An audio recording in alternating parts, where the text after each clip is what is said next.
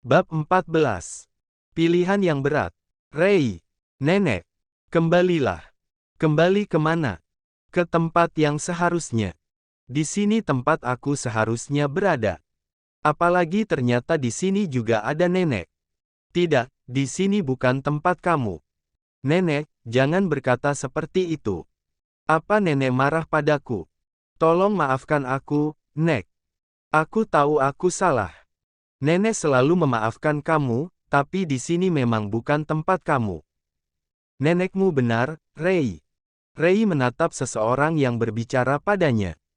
Seorang pria dan wanita yang berwajah tampan dan cantik tersenyum memandang wajahnya. Dek. Rei bisa merasakan getaran halus di hatinya. Tiba-tiba saja air matanya menetes. Papa. Mama. Mereka mengangguk. Rei langsung memeluk keduanya. Pelukan hangat itu benar-benar membuatnya bahagia. Di sisi lain, sudah 2 minggu Rei koma, keadaan anak kembarnya juga belum mengalami peningkatan. Dokter terus memantau keadaan ketiganya. Marva melihat anak-anaknya dari balik kaca. Anaknya sudah 2 minggu lahir, tapi sampai sekarang dia belum boleh membawa mereka pulang. Tidak bebas menggendong dan mencium anak-anaknya. Seharusnya saat ini dia merasakan sukacita akan kelahiran anak-anaknya, tapi hal buruk terjadi dan dia harus menahan keinginan untuk segera membawa mereka pulang. Marva bersedih, tapi juga tersenyum melihat anak-anaknya meski hanya dari balik kaca. Hatinya selalu bergetar saat memandang wajah anak-anaknya. Bagaimana dulu dia selalu menegelus perut Rei untuk bisa merasakan kehadiran mereka. Dulu dia memang biasa-biasa saja saat belum ada kehadiran mereka di rahim Rei. Pikirnya, suatu saat nanti juga dia akan memiliki anak, jika memang takdirnya. Setelah kehamilan Rei, dia menjadi tahu bagaimana menjaga istri yang cepatlah sehat, agar ayah bisa segera membawa kalian pulang. Bagaimana keadaan cicit-cicitku? Tanya Franz. Kondisinya masih sama, Tuan. Minta mereka melakukan perawatan yang terbaik untuk cicit-cicitku. Baik, Tuan. Franz melihat berkas-berkas yang ada di mejanya. Sertifikat apartemen beserta kuncinya, surat-surat mobil dan kuncinya, ATM dan buku tabungan dengan nominal yang wow atas nama seseorang, jaminan kuliah hingga S2. Franz terus menatap semua itu. Apapun yang terjadi nanti, yakinlah bahwa semuanya akan baik-baik saja. Benar, jangan pernah menyerah dan putus asa. Jadilah perempuan yang tegar. Sekarang kembalilah ke tempat yang seharus. Sudah cukup kamu berada di sini. Tapi, aku masih ingin berada di sini, bermain dengan anak-anak itu. Aku takut tidak lagi memiliki kesempatan untuk bersama mereka. Bukankah tadi sudah kami katakan, apapun yang terjadi, tetaplah menjadi perempuan yang kuat. Kalian tidak merindukan aku. Tentu saja kami merindukan kamu. Doa kami selalu menyertai kalian. Kalian. Iya, kamu dan anak-anak kamu. Anak-anak aku. Nenek, Mama dan Papa Rei melihat ke kedua anak yang ada di sebelah Rei. Mereka anak-anak aku. Benar, jadi kembalilah. Jangan biarkan anak-anak kamu terus berada di sini. Apa yang terjadi sudah menjadi takdir yang tidak bisa dihindari. Kembalilah, sayang. Pulanglah. Tempat kalian bukan di sini. Nenek, Papa dan Mama Rei mengatakan itu dengan lembut. Air mata Rei menetes. Dilihatnya wajah 3 orang dewasa di hadapannya, lalu wajah anak kembarnya. Di sisi lain, Marva memandang lekat wajah Rei yang terlihat cantik meski sedang tidak sadarkan diri. Wajah sendu yang meneduhkan hati. Rei sudah memenuhi kewajibannya, memberikan keluarga Arturo keturunan, bukan hanya 1, tapi 2 sekaligus. Bukankah itu berarti sudah saatnya mereka berpisah? Kewajiban sudah terpenuhi, kini saatnya janji ditepati dan perjanjian diakhiri. Bagaimana cara Marva mengatakannya kepada Rei? Agar perempuan ini mengerti akan apa yang akan dia sampaikan. Rei membuka matanya dengan perlahan. Dia mengerjap-ngerjapkan matanya, mencoba memahami di mana kini dia berada. Ingatannya perlahan kembali pada kediaman Marva, di mana dia yang mencoba untuk kabur, lalu rasa sulit yang begitu besar melanda dirinya. Dirabanya perutnya yang kini menjadi rata. Air matanya menetes, memikirkan kemungkinan buruk yang terjadi. Apa dia telah melahirkan? Tapi usia kandungannya masih 7 bulan. Apa anak-anaknya selamat? Jika sesuatu yang buruk terjadi dengan anak-anaknya, pasti keluarga Arturo, terutama Franz, akan marah besar. Apa mereka sudah membawa anak-anaknya jauh darinya? Apa mereka telah dilisahkan begitu saja tanpa dia diberi kesempatan untuk melihat mereka, mengecup, dan memeluk mereka? Isak tangis Ray keluar, tidak sanggup lagi memikirkannya. Ceklek. Pintu terbuka. Pandangan mata Ray dan Marva beradu. Kamu sudah sadar? Marva langsung menekan tombol untuk memanggil dokter. Anak-anakku. Tanya Ray lirih. Mereka ada di ruang inkubator karena lahir prematur. Ray bernafas lega, karena anak-anaknya selamat, dan masih ada di tempat yang sama dengannya meski berbeda ruangan. Aku ingin bertemu mereka. Iya, nanti, ya. Biar dokter memeriksa kamu dulu. Ray menatap penuh haru wajah kedua anaknya. Dipeluknya bayi-bayi itu, lalu dikecupnya berulang kali. Wajah bayi-bayinya tersenyum, seolah tahu bahwa yang melakukan itu adalah ibu kandung mereka. Ray juga merasa sedih, 2 minggu lebih dia terbaring koma, melewatkan ASI pertama untuk anak-anaknya. Yang dia dengar, katanya ASI akan mempererat ikatan batin antara ibu dan anak. Apakah itu benar? Apakah ikatan batin dia dengan anak-anaknya akan menghilang karena selama ini dia tidak pernah memberikan ASI untuk mereka? Aku tunggu di luar, ucap Marva. Setelah Marva pergi, Ray buru-buru memberikan ASI untuk kedua anaknya. Lagi-lagi dia seperti penjahat yang akan memberikan racun untuk anak-anak majikannya, penuh ketakutan. Dalam hati dia berdoa, semoga ikatan batin antara dia dan anak-anaknya akan selalu ada, meski jarak nanti memisahkan mereka. Tidak lama kemudian Marva kembali masuk, untung saja Ray sudah selesai memberikan ASI. Nama mereka siapa, Kak? Marva terlihat heran dengan pertanyaan Ray. Kenapa nanya? Kan kamu sendiri yang memberi nama mereka. Apakah boleh menggunakan nama itu? Tentu saja. Halo, Baby Radhika Reynando. Halo, Baby Raine Kalila Reynanda, ini Bunda. Radhika Reynando Arturo dan Raine Kalila Reynanda Arturo. Ya, seharusnya Ray tidak lupa akan nama Arturo di belakang nama mereka. Ray kembali menatap wajah anak-anaknya. Yang laki-laki mirip dengannya, sedangkan yang perempuan mirip dengan Marva. Semoga saja mereka mirip denganku selalu. Ray ingat dengan perkataan tetangganya dulu, kalau wajah bayi itu masih bisa berubah-ubah. Mungkin sekarang mirip ayahnya, nanti bisa menjadi mirip mamanya. Entahlah, Ray juga tidak tahu itu benar atau tidak. Yang jelas, Ray sangat ingin wajah keduanya mirip dengannya. Hati Ray merasa hangat. Perawat datang untuk membawa kembali anak-anaknya. Ray merasa belum puas, tapi dia juga tidak bisa melarang. Sejak kondisi Ray membaik, kondisi anak-anaknya juga ikut membaik. Marva melirik Ray, bingung dengan apa yang akan dia sampaikan. Begitu juga dengan Ray yang diam-diam melirik Ray, jantungnya selalu berpacu cepat. Takut Marva mengatakan hal yang tidak ingin didengarnya. Ray. Iya, Kak. Sungguh, rasanya jantung Ray mau copot saja. Pintu terbuka, Marva menghela nafas saat pembicaraannya dengan Ray terpaksa terhenti. Franz masuk ke dalam dengan wajah tenangnya. Kali ini jantung Ray semakin berdetak tidak beraturan. Dia meremas tangannya yang kini keringat dingin dan gemetaran. Bagaimana kabarmu? Baik, Tuan. Ray terlihat tenang, meski batinnya tertekan. Hidup yang penuh liku selama ini telah banyak mengajarkan dia untuk menutupi perasaannya dan tetap terlihat tenang. Kata dokter, Tidak lama lagi kamu sudah bisa keluar dari rumah sakit.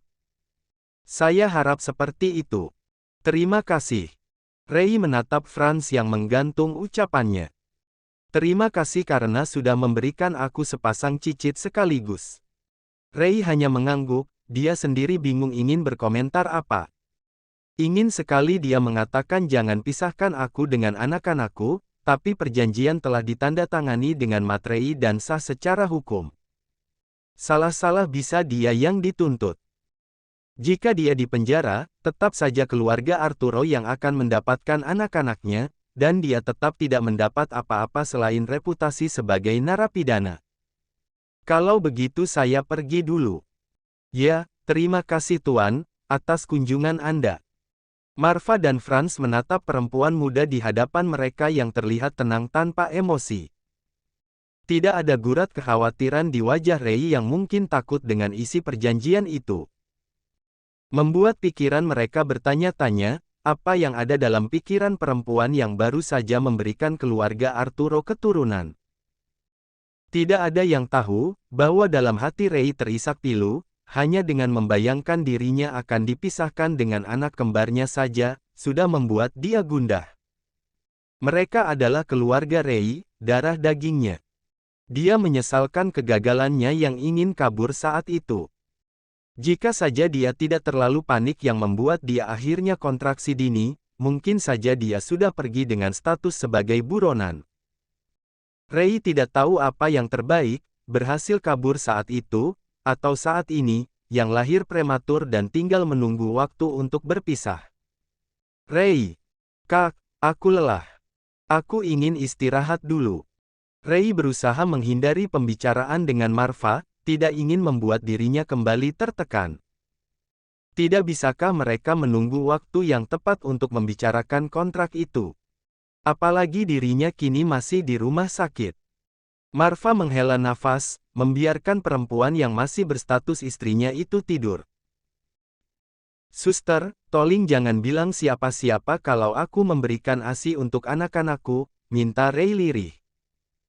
Perawat itu diam, dalam hati bertanya-tanya, memangnya kenapa kalau seorang ibu memberikan ASI untuk anaknya?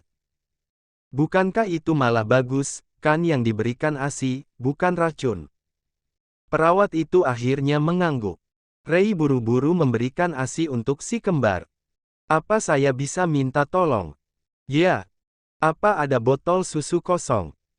Saya ingin memerah ASI saya untuk si kembar kalau nanti mereka ingin menyusu, tapi, sekali lagi, tolong jangan beritahu siapapun.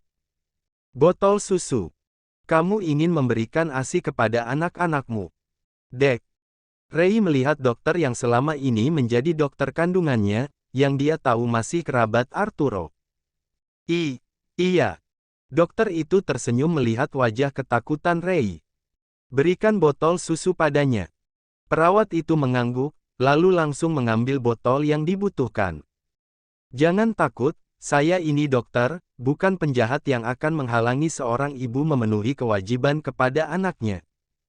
Sang dokter tersenyum sambil menepuk pelan pundak Ray. Ray bernafas lega. Perawat datang membawa beberapa botol. Dokter segera keluar dan Ray langsung memerah ASI yang dibantu oleh perawat. Terima kasih banyak atas bantuannya. Iya, sama-sama. Ray bernafas lega, sebisa mungkin dia ingin memberikan ASI sebanyak mungkin. Mungkin ini satu-satunya hal yang bisa dia lakukan untuk anak-anaknya, selain doa yang tidak akan pernah putus seumur hidupnya. Ray tidak ingin pulang sebelum anak-anaknya juga diizinkan pulang. Pikiran buruknya berkata kalau mereka hanya ingin mencari alasan untuk memisahkan dia dengan si kembar, selain itu dia juga ingin memberikan ASI sebanyak mungkin untuk anak-anaknya. Ray ingin menghabiskan waktu sebanyak mungkin dengan kedua buah hatinya, seolah sebentar lagi ajal menjemputnya.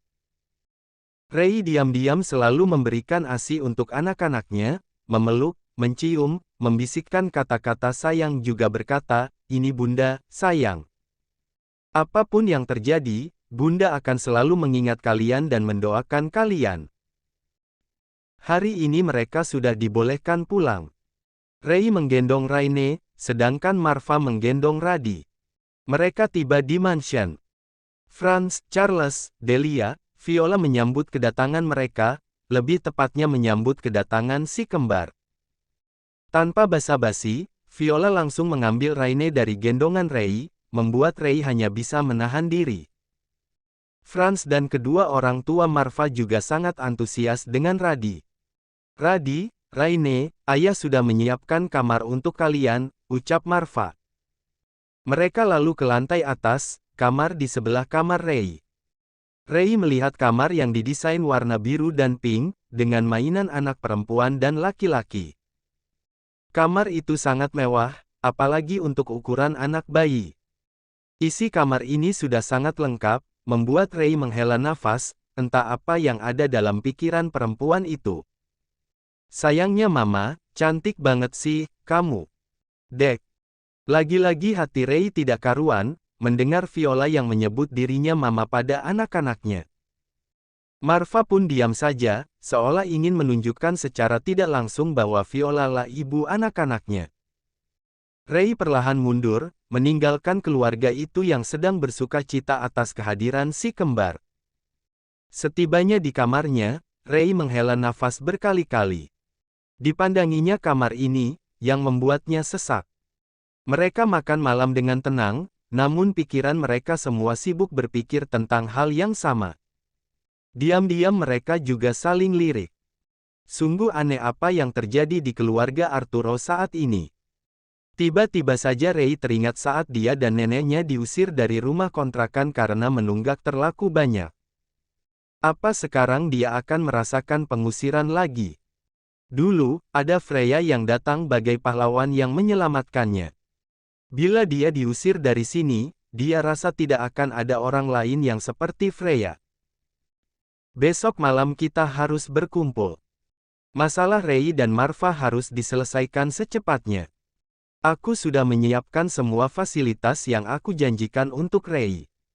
Apartemen, mobil, asuransi kesehatan, beasiswa hingga S2, tabungan, perhiasan.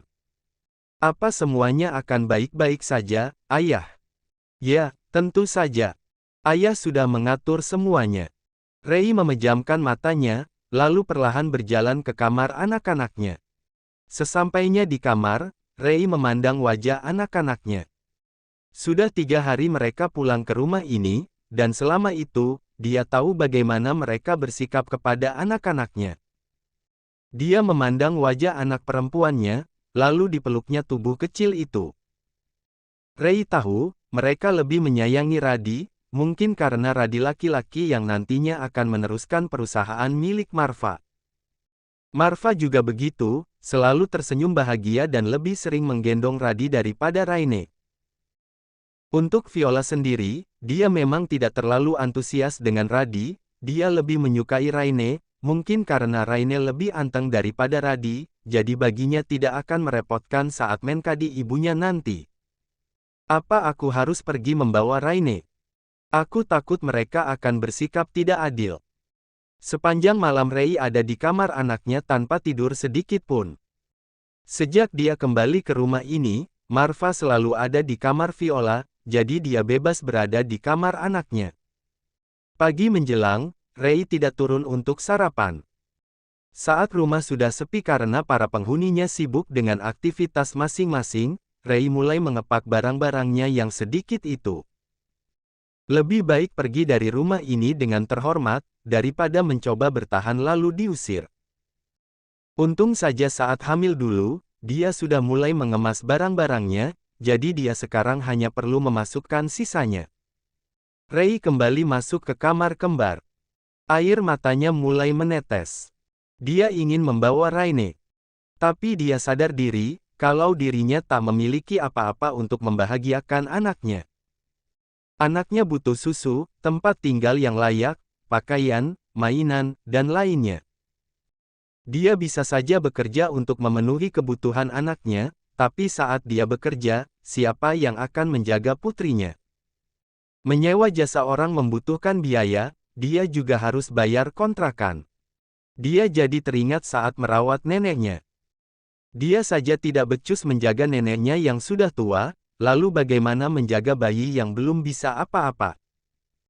Dulu dia harus menjual diri untuk pengobatan neneknya, lalu jika terjadi sesuatu yang buruk dengan anaknya, apa yang harus dia jual?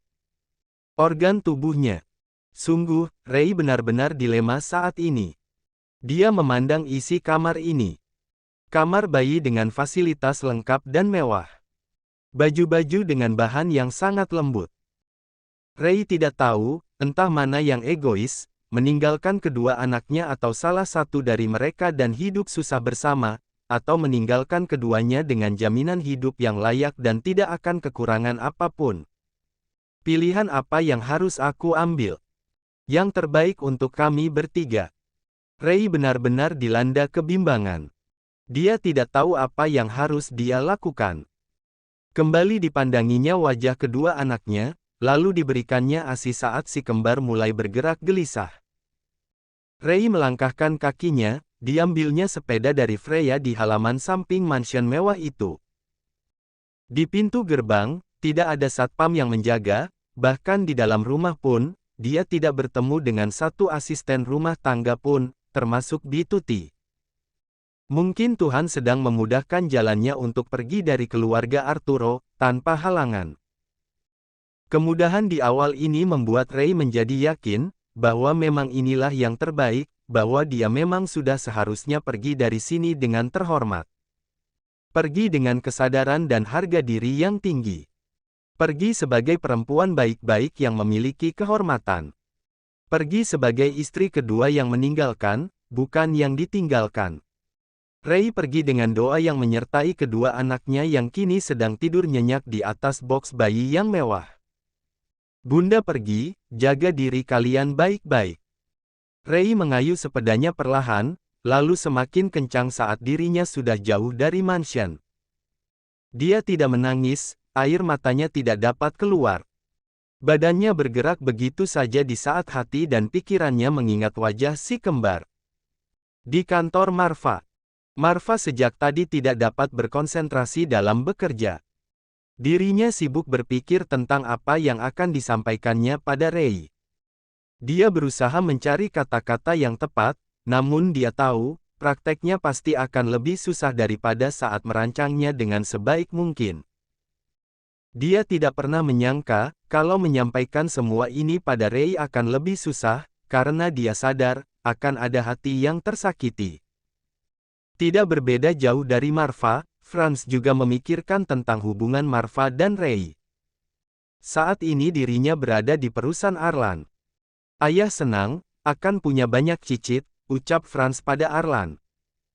Sebentar lagi dia juga akan memiliki cicit dari Arby, cucunya. Lalu bagaimana dengan perempuan itu, ayah?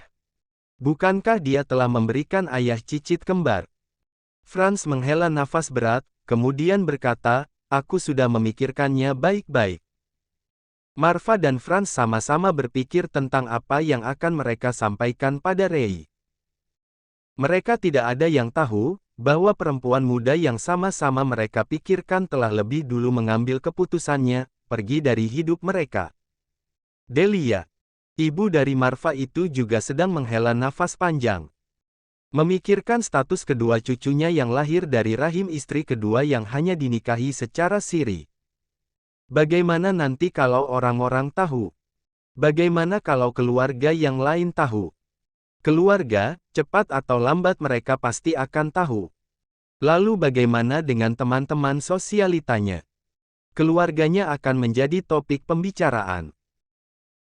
Arlan, yang menjadi adik iparnya adik Charles yang bernama Elia, menikah dengan Arlan, yang selama ini selalu menjunjung nama baik dan kehormatan, pasti akan marah saat keluarganya ikut terbawa-bawa, karena saat kasus Marva yang membawa Ray ke hotel, ikut disangkut pautkan dengan Arby yang dikabarkan menghamili anak di bawah umur dan suka main perempuan.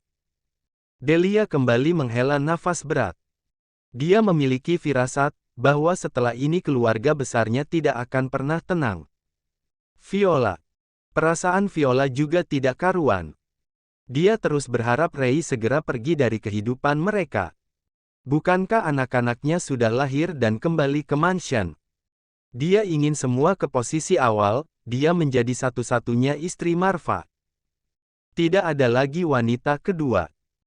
Ray mengayu sepedanya, melewati jalan perkampungan yang dia yakin orang-orang berkelas seperti keluarga Arturo tidak akan melewati tempat ini.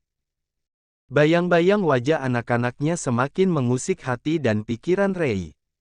Air matanya mulai menetes, air mata yang sejak tadi tertahan kini tumpah begitu saja. Dia mulai terisak, sementara kakinya tetap mengayuh semakin kencang. Air mata itu memburamkan penglihatannya, hingga akhirnya. Bruk! Ray terjatuh saat sepeda yang dikayuhnya menabrak sesuatu. Kamu tidak apa-apa. Dokter Agam. Ray langsung menangis dan memeluk Dokter Agam. Tubuhnya terguncang dalam pelukan dokter tampan itu. Dokter Agam tidak berkata apa-apa, dia hanya diam sambil mengusap punggung dan kepala Ray. Bisa dia rasakan bahwa gadis remaja di hadapannya ini sedang mengalami masalah berat. Ray melepaskan pelukannya, dan menunduk malu dengan apa yang baru saja dia lakukan. Maafkan saya, Dok. Tidak apa, panggil saja saya Agam. Hening hingga beberapa detik, hingga akhirnya Dokter Agam membantu Ray berdiri. Dokter sedang apa di daerah ini? Oh, saya baru saja membesuk pasien saya. Ray hanya mengangguk, meski dalam hati cukup bingung, apa iya dokter yang bekerja di rumah sakit internasional itu memiliki pasien yang tinggal di daerah kumuh? Kamu sudah makan? Ayo, kita makan dulu, ajak Dokter Agam. Sudah, Dok. Krucuk-krucuk. Ray meringis malu saat perutnya berbunyi. Ayo, kita makan dulu. Ajak Dokter Agam sambil tersenyum. Saya mau pulang saja, Dok. Terlihat wajah cemas pada diri Ray. Dia memang takut kalau nanti akan bertemu Marva dan keluarganya. Ya sudah, kalau begitu biar saya antar kamu sampai rumah. Tolong pegang ini. Dokter Agam memberikan tas dokternya pada Ray, lalu dia naik ke atas sepeda Ray. Ayo naik. Dengan ragu Ray naik ke sepeda. Dokter Agam mulai mengayuh sepeda itu. Tidak lama kemudian, mereka tiba di rumah kontrakan Ray. Ray turun dari sepeda dengan ragu. Dia tidak tahu, apakah pemilik kontrakan ini telah menyewakan rumahnya dengan penghuni baru. Freya memang tidak pernah mengatakan apa-apa soal rumah ini, bahkan Ray sendiri tidak pernah tahu berapa harga sewanya, dan siapa pemiliknya. Kenapa tidak masuk? Iya. Ray mengambil kunci dari dalam tasnya, lalu memutar anak kunci itu. Dilihatnya isi kontrakannya masih utuh, bahkan posisinya tidak ada yang berubah. Dokter Agam melihat keadaan kontrakan Ray yang sederhana. Barang-barang di dalamnya penuh debu, tanda bahwa pemiliknya sudah sangat lama tidak pulang ke rumah ini. Ayo, aku bantu bersih-bersih. Tidak perlu repot-repot, Dok. Tidak apa-apa. Saya lagi free, kok. Mereka berdua bergotong royong membersihkan rumah itu. Tidak membutuhkan waktu lama, karena rumah itu memang kecil dan barang-barang yang ada di dalamnya juga tidak banyak. Kamu jualan kue? Tanya Dokter Agam saat melihat banyak peralatan kue di tempat itu. Iya, dulu saya jualan kue dan dititipkan di warung-warung.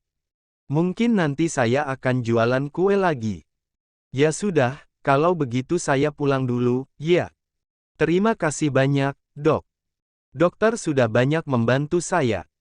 Dokter Agam pergi meninggalkan rumah kontrakan Ray dengan berjalan kaki. Di mansion, Marva masuk dengan terburu-buru.